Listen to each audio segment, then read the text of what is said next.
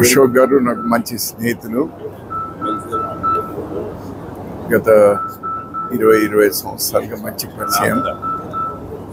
వారు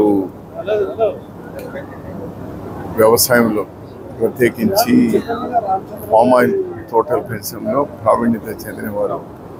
నేను వ్యవసాయ శాఖ మంత్రిగా హార్టికల్చర్ మినిస్టర్గా ఉన్నప్పుడు ఈ రాష్ట్రంలో 10 లక్షల ఎకరాల్లో పామ్ ఆయిల్ తోటలు పెంచాలి అనేటువంటి ఆనాడు రాజశేఖర రెడ్డి గారు ముఖ్యమంత్రిగా, నేను వ్యవసాయ శాఖ మంత్రిగా తీసుకున్నటువంటి ఆ లక్ష్యాన్ని ముందుకు తీసుకెళ్ళడానికి ఈ ప్రాంతంలో అశోక్ గారు కూడా చాలా ప్రత్యేకమైన శ్రద్ధ తీసుకున్నారు.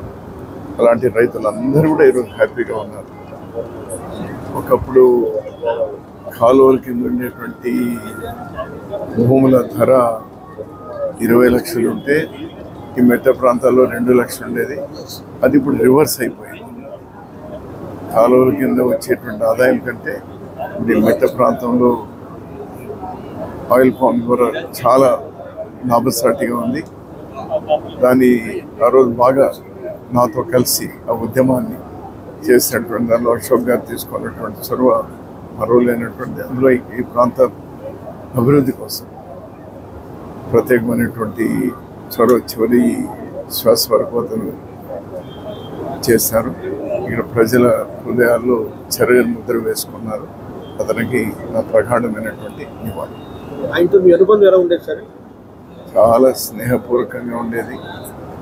చాలా మంచివారు, బాగా జోయల్గా ఉండేటువంటి వారు.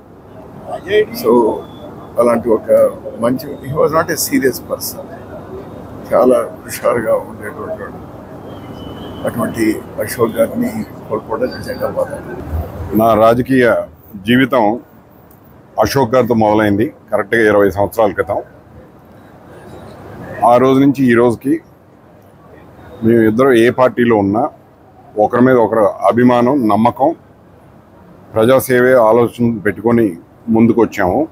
ఈరోజు ఒక ఎంపీగా 5 ఏళ్ళు తర్వాత కూడా ఒక మంచి పేరుతో రాజకీయాల నుంచి బయటికి రాగలిగాను అంటే అది అశోక్ గారు లాంటి పెద్ద మనిషి, పెద్దరికంతో జీవితం నడిపిన మనిషి దాని వెనక కారణం అని గర్వంగా చెప్పుకోగలను.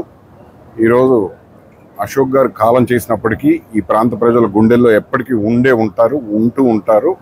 తప్పకుండా ఆయన లోటు తీర్చడానికి నా ప్రయత్నం నేను చేస్తాను. రాజకీయం ఉన్నా లేకపోయినా, ఏ పార్టీ అయినా, పదవి ఉన్నా లేకపోయినా తప్పకుండా అశోక్ గారు అయినా నేనైనా ప్రజల గుండెల్లో నిలబడాలనే మా ఆశ.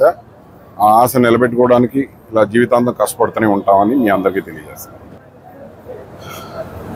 ఈరోజు అశోక్ గారు అయినా నేనైనా రాజకీయాల్లో ఉన్నాము, ప్రజాసేవలు చేద్దామన్న ప్రయత్నం చేస్తున్నాము అంటే దానికి ముఖ్య కారణం మా పెద్ద నాయకులు, మా తండ్రి గారు కోటగిరి విద్యాధరరావు గారు. ఆయన స్ఫూర్తితో పని చేశాము.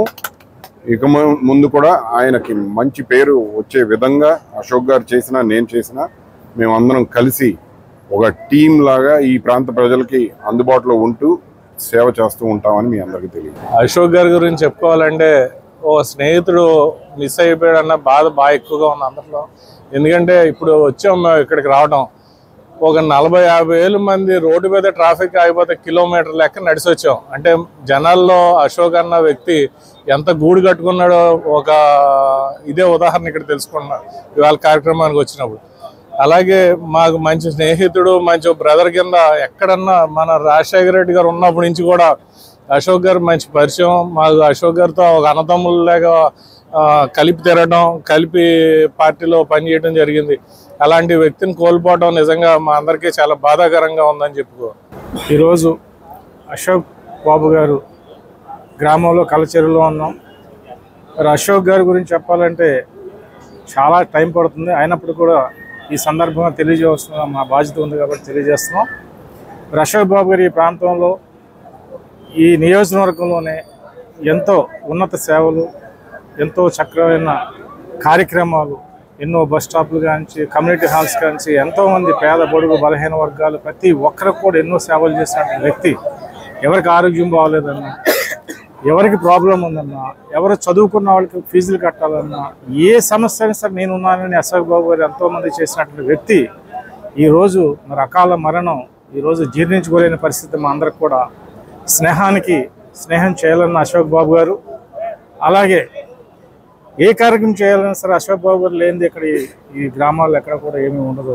అంత చిరునవ్వుతో మాట్లాడుతూ ఎంత సమస్యలతో వచ్చినా కూడా భుజమే చేసి నేనున్నానని చిరునవ్వుతో పంపించేటటువంటి వ్యక్తి లేకపోవడం మా అందరికి కూడా చాలా కన్నీరు వచ్చే పరిస్థితి ఉంది మా అందరికి కూడా. మరి ఆయన ఎక్కడున్నా కూడా, ఏ లోకాల్లో ఉన్నా కూడా ఆయన ఆత్మ ఎంతో ప్రశాంతంగా ఉండాలి, ఎంతో చక్కగా ఉండాలని మేము అందరం కూడా కోరుకుంటున్నాం.